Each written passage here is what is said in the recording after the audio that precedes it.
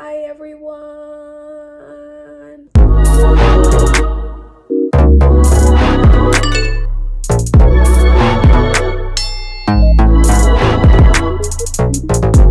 Hey, today I just want to talk about what it was like for me to experience the weight game during my application cycles, both at the master's level and doctoral levels. I want to send some encouragement to you all and also just share some tips on what you could be doing during this time. I want to say congratulations to everyone who applied to graduate school programs this go round with this cycle. I am so proud of you, and you should be proud of yourself too. Graduate school applications are definitely one of the most tedious things to do. It has so many working parts because not only are you a part of the application process, somebody else is a part of it. You have to make sure that everybody's doing what they're supposed to do. You even have to make sure that the registrar is doing what they're supposed to do on that side for all your transcripts and all. It's just a lot of moving parts. So I'm so happy for you and I'm very proud of you. And just right now in this moment, congratulate yourself. Take a deep breath and congratulate yourself because you deserve it. So at the master's level, I think I applied to maybe 6 or 7 master's programs. And at the doctoral level, you all know I applied to 9 schools. I definitely understand what the weight game is like. I understand what it is. And so I'm gonna kind of chat with you all about my experience, what I have learned, and learn from me. I tell you all in every video, learn from me. Don't be like me in some instances because I really was just doing the most. Okay, so I'm gonna go ahead and I'm gonna talk about master's programs really quickly because it's a little bit different from doctoral programs, but I do know that I have people who watch this who are applying to master's and specialist programs. So most of those applications actually weren't due until January 15th. So at the January 15th mark, I think I started to hear back by the first week of February, and it kind of went on from there. It really was not, I was waiting for about 3 weeks. And here's something funny. I would have my fiance, who was my boyfriend at the time, email me to make sure that my email was working because I was just like, oh my gosh, nobody has, invited me for an interview. I didn't make it. I didn't make the cut. What am I doing? Why did I even try and do this? And literally 3 weeks went by and I started to receive interview invitations. And that's really kind of how it went. It was literally just for 3 weeks. And then I'll talk about my doctoral one now, and then I'll talk to you what I learned in general. And so with the doctoral programs, it was a bit different because I had been around this. This was my second go around with graduate school applications, and most of them were due on December 1st. I think I had one that was due December 15th. And during that time, it was winter break for me because I was in my master's program. And so I had flew home to Atlanta for the holidays. And you all, when I tell you I had to laugh to keep from crying, I was a ball of nerves. I was literally like, I felt like I was walking on eggshells. I felt like my shoulders were just so stiff. I felt like I couldn't really even genuinely enjoy myself. And that is a problem. And there are many reasons why, but one of the biggest things was that I was comparing myself to others. I don't think that I was 110% confident in my abilities. So I carried that with me, and that is something that you shouldn't do. I was not confident in myself. I felt like I didn't compare when it comes to other aspects of what doctoral programs might be looking for. And I just felt like, there's no point. I haven't heard back or whatever. And y'all, I had just submitted applications like 2 weeks prior to, so I was just really a ball of nerves. I felt like, people are starting to hear back. And you might be wondering, how do I know that people were starting to hear back? And I'll tell you.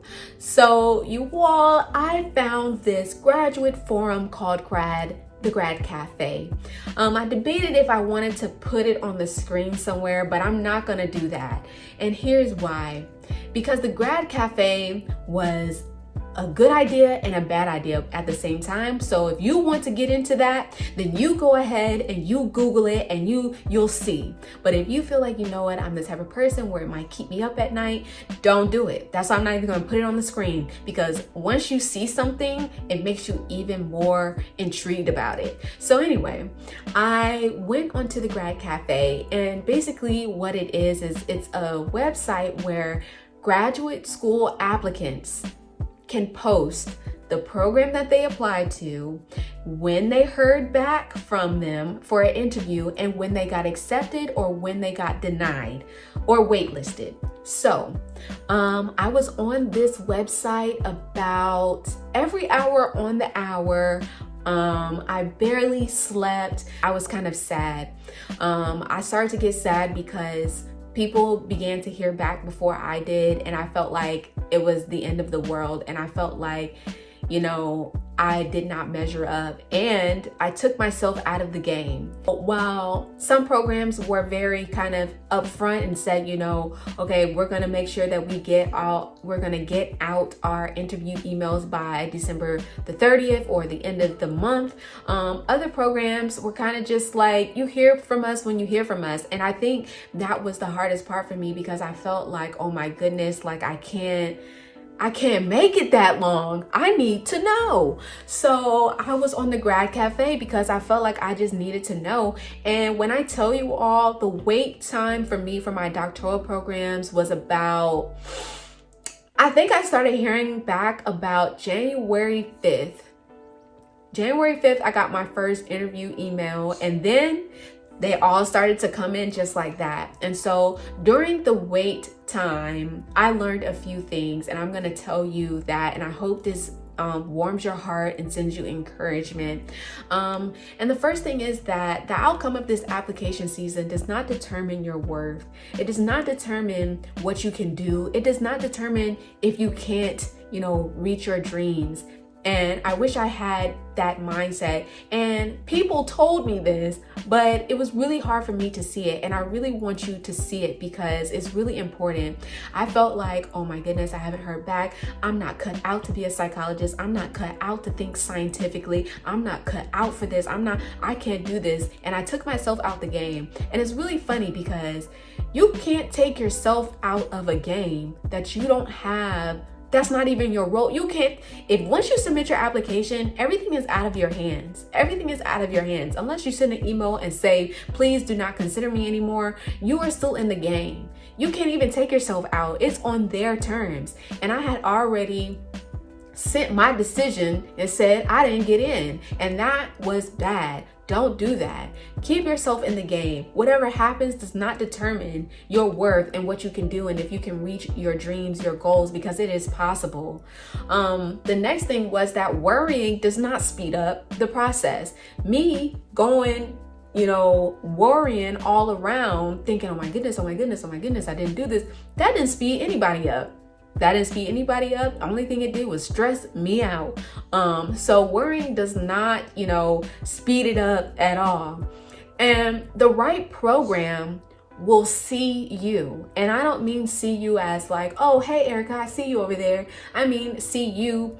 They see your abilities. They see your skills. They see what you could be. They see what you can bring. They see what they can add to you. That's the right program for you, right? So if that is the right program for you, it is for you. And if it is for you, it will not pass you by. And so what I was too busy trying to do was force my way and think, you know, this program has to take me. This program has to take me. You know, I need this program to see me or whatever. And in reality, some of those programs that I really wanted to go to were not my best fit. And that is the reality that I was not willing to accept, because I just felt like, no, this has to be it. When the right program came along, and it really is the right program. So make sure that you thank your recommenders. Make sure you change the setting on your email for spam. Either check your spam every day, or, you know, fix it in your email where stuff that usually goes to spam is coming to your primary inbox, because you don't want to miss something. Sometimes, and especially now that a lot of interviews are virtual, they might start to use different things or different sites that that don't necessarily have an edu at the end of their email. So your email box might say spam and it might be sitting there. And lastly, you all, give yourself a pat on the back every day. You did it. You did it. You did it. Be encouraged. Like I said, the outcome of this does not represent your value, your worth, where you're going, what you can do. There are so many options out here. You are a great applicant. Do not give up. And I will see you all in the next video. Be encouraged.